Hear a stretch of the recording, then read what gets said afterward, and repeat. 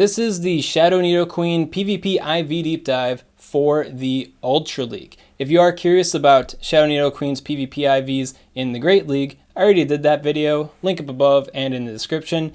And I do want to say I apologize for the lagginess in that video. I'm still using my laptop for recording. I haven't moved all my recording stuff and settings to the new computer donated to me generously by my good buddy Anal Prolapse. Thank you, Anal Prolapse. The audio in that video comes through crystal clear, no problems there, and the text is perfectly able to read, no problem.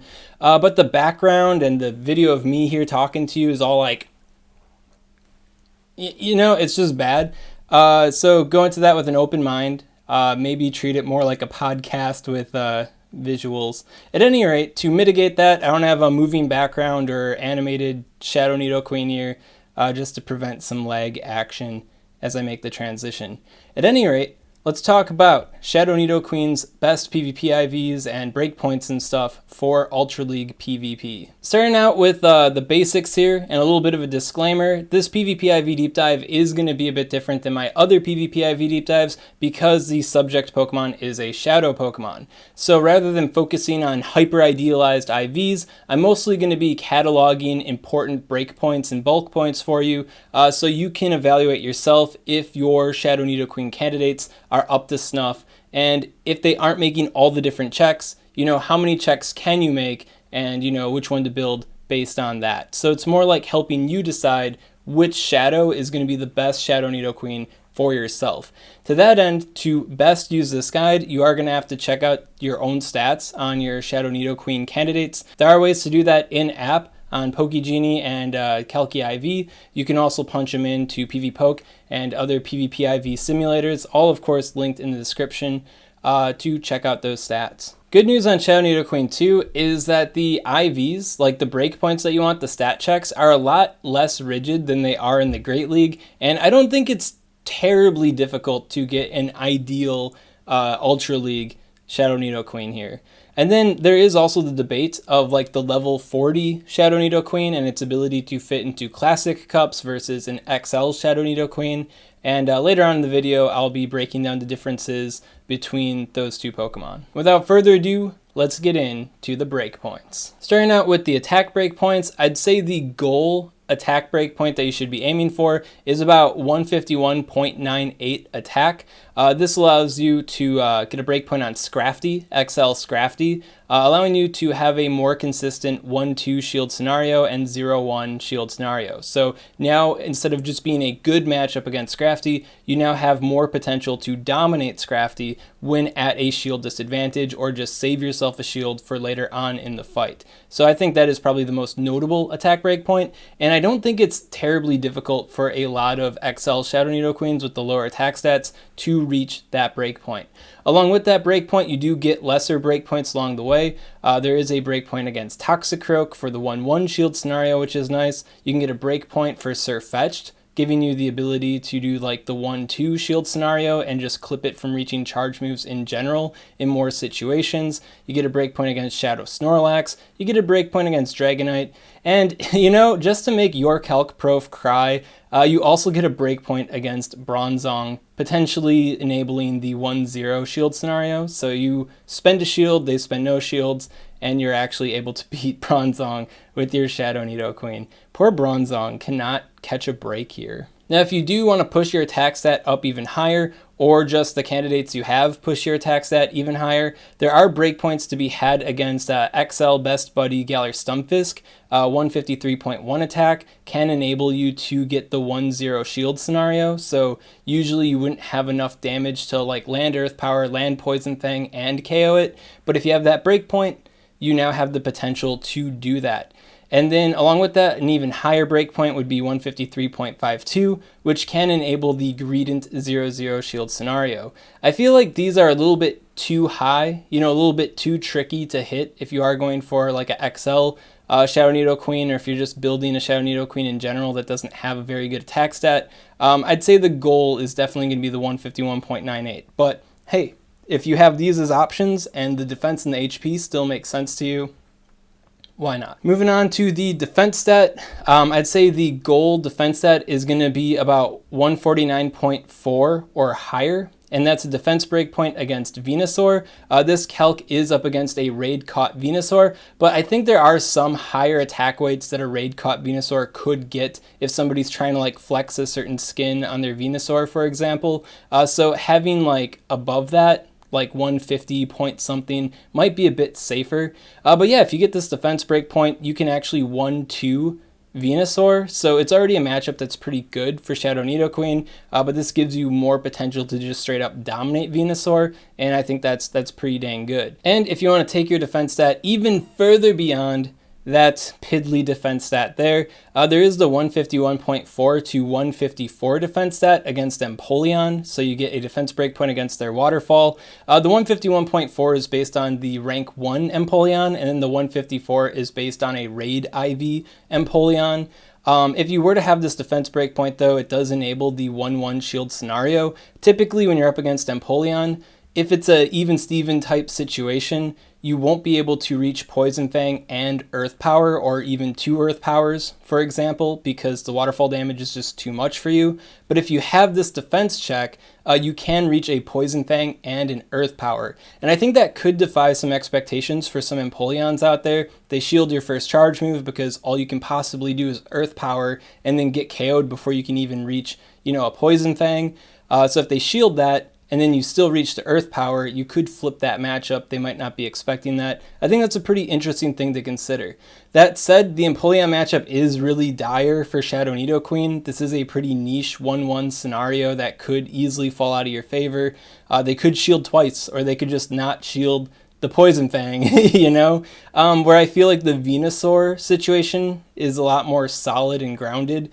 So I'd probably pursue the Venusaur one, but if you happen to have that big defense stat, then that can help you out against the Empoleon. And then just like with the Great League Shadow Nidoqueen, if you can't hit these like high defense checks on your Shadow Nidoqueen, then I really wouldn't worry about defense too much altogether, because you're mostly about the HP for the bulk and the attack for the breakpoints. If you do hit these defense stats though, that's really cool. And then finally we have the HP. The goal HP in mind here is going to be at least 175, and it's kind of goofy, but it does give you the ability to 0-1 a normal Nidoqueen. So you're up against Nidoqueen, you're the Shadow Nidoqueen, you reach your Poison Fang, they reach the Earth Power, right? You throw Poison Fang, they shield it, maybe they don't. They throw the Earth Power, you don't shield it.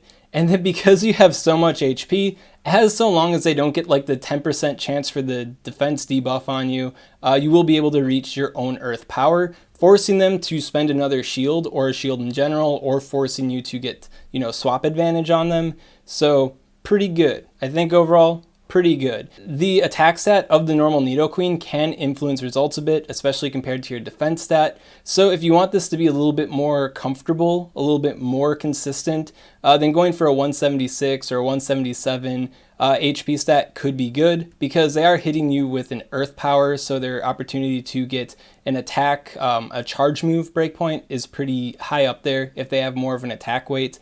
So might be safer to shoot for something like 177, 176, but 175, I think I'd be comfortable there. And if you're looking for an even higher HP stat goal to shoot towards, 180 is pretty good. It can enable you to 1-0 Shadow Claw Giratina Altered Form a little bit more comfortably, a little bit more consistently. I mean, it is a difficult matchup. It's Shadow Claw Giratina Altered Form, but yeah, spending 1 shield to their 0 shields can potentially allow you to flip that fight. And then of course in other matchups against just about anything, having bigger HP, pretty useful. Now usually at this point I would give you guys a list of canned IV spreads, or a link to a page that has some canned IV spreads, but if the goal is to meet the minimum attack check of 151.98, the minimum defense check of 149.4, and then the minimum HP check of 175 plus, there are well over 400, I think there's over 500 even, different IV spreads for Shadow Nidoqueen that meet those 3 checkoffs. So what's easier for you to do? For you to check the IVs, the stats of your Pokemon, against PvPoke, or using your app to show you the stats and then compare it to those values I just gave you that are on the screen right now? Or would you rather scroll through a list of over 500 different IV spreads, hoping and praying that your stats hit that? You know, I think it's a little bit ridiculous, so this time around, I'm leaving it up to you guys to figure out your own stats. It's a good technique, you know, it's a good thing to get used to doing, and the more you check your own stats, the more useful these types of guides are going to be for you, because you can, you know, pick and choose and customize your Pokemon a little bit more based off of my guides, more so than my recommendations. If you guys really do need a list of like 500 different IV spreads, comment below and tell me you need it. And maybe I'll throw one together and I'll link it at a later date or something, but it just seems a bit excessive. Then final topic, we gotta talk about the level 40 Shadow Nidoqueen versus the XL Shadow Nidoqueen. Obviously, the benefit of using a level 40 Shadow Nidoqueen is that you can fit it into classic cups. So that's pretty cool. The downside is, though, that the 15-15-15, the Hundo Shadow Nidoqueen, is like hitting 2488 or something like that. You know, it's not even capping before the cap, if that makes sense. So it is a little bit, you know, it's a lot, you know, for you to get that high of an IV spread for it to be useful. Because if you don't have the Shadow Hundo or something close to it that you can like best buddy for like level 41 or something like that, well then the chances of you having to fight against IV deficiency and having it just be a bad overall investment is pretty high.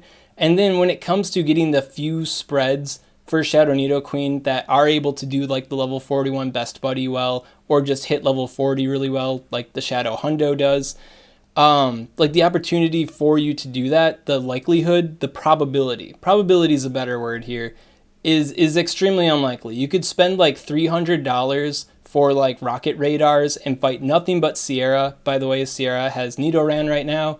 You could just do that. $300, spend the whole event trying to hunt that down, and I believe it would be still very, very unlikely that you would get anything close to being reasonable for a level 40 Shadow Nidoqueen compared to an XL Shadow Nidoqueen candidate. So if you do have it, if you do have like the 15-15-15 or the 14-14-15 or the 13-15-15, you know, something really, really, really close to that, then congratulations, you can build it. I don't think it's any worse than an XL one, all things considered, because they do have the attack weight. For the most part, they do have the HP, and then some of them do have the defense weight. And then when you consider that the defense weight was up against a raid caught Venusaur, you know, more high rank Venusaurs, you're gonna have enough defense for those guys. So if you do got it, congratulations, I think it's perfectly fine. But when it comes to XL Shadow Nidoqueen, I think it's really easy for people to make the stat checks. You know, there's over 500 spreads, you know, to hit all the checks with the XL Shadow Nidoqueen. So I think focusing more on that might be better for more people. That all said, it still could be worthwhile to Frustration TM your highest IV spread of Shadow Nidoqueen, and then just kind of tuck it away for the future, just in case you want to use it for a Classic Cup. Right? It's not a good investment. It's nothing I'd really recommend people do, especially if you're like got like 10 for like an attack IV. You got like the 10, 12, 13. That's the best you got. You know, it's nothing I'd really recommend for you to do. It's nothing I'd recommend building. But if you are like late in the season and you feel like having that level 40 Shadow Nidoqueen will help you climb and help you get to Legend, you know, I don't want to stop you or limit your options in that respect. But for me personally, somebody who's constantly thrifting on Stardust and I like to make long-term investments on my Pokemon, it's nothing I'd really do. So, you know, do that at your own risk if you don't have like a super high, nearly a hundo Shadow Nidoqueen iteration. Just something to think about. I don't want to be the guy to tell you not to do it and then prevent you from ever hitting Legend. But I don't think it's a good long-term investment. And that's all I gotta say about Shadow Nidoqueen in the Ultra League. Pretty easy to get a good one. I've got several ones that hit the stat range pretty well myself, so definitely Frustration TMing those and keeping them tucked away should I ever want to XL Shadow Nidoqueen for the Ultra League. Could be worth considering. How does Shadow Nidoqueen square up compared to normal Nidoqueen? I will say that it is quite like the Great League, where you do have that more aggressive damage, and that more aggressive damage can help you push ahead. So I think overall Shadow Nidoqueen is a cut above normal Nidoqueen, just like it is in the Great League. At any rate, if you got any questions on this content, comment below, let me know what's up. I'll be happy to help you out. And if you enjoyed this kind of content and you want to see more like it, well, make sure to subscribe to SwagTips. SwagTips. I'd also like to give a special shout out to these Patreon supporters. If you want to support Swagman on Patreon, link in the description. The time is coming soon for the Shadow Drapion PvP IV deep dive. Is it coming out tomorrow? No, I actually work tomorrow, so it's probably coming out on Thursday. I could make the video tonight, but it's going to be a Chinchou Spotlight Hour, and I've been wanting to plus on Chinchou forever now. My Lantern IVs are pretty bad, so I'm going to be taking advantage of that, and I'll be refining the numbers a bit more for the Drapion, so expect Drapion on Thursday.